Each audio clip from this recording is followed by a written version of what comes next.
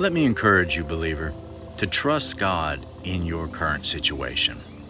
What has He told you to do that seems a little scary, a little crazy? Has He told you to quit your job and just go for that dream He put inside you? Has He told you to just pack up and move to a certain location? Has He told you to buy that property, sell that property? What has He told you to do that is intimidating, that is bigger than you? Well, if He told you to do something that's bigger than you, you're on your way to greatness, because greater is He who is in you than he who is in the world. The world's going to tell you it won't work. The devil's going to tell you it won't work. But God is greater, and you were made for greatness. That's why you're always dreaming for something more, something bigger.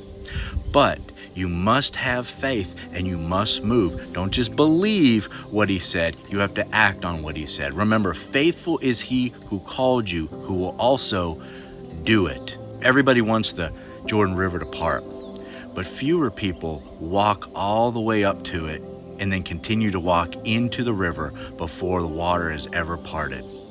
You have to put your feet into the river before the waters will ever stop and then reverse. If God has told you to do something and you're pausing, waiting, sort of watching, understand you will never get a step 2 from God if you do not obey step 1. If you are faithful in small things, He will give you more. But step out in faith, knowing that your God is good, that He is for you and not against you, that He goes before you. And even if you only sort of know, okay, I think He said to just leave and start going this direction, like Abraham, the father of the Hebrew people, he trusted God and it was credited to him as righteousness, and he was called God's friend. There's nothing better than God looking at you and calling you His friend.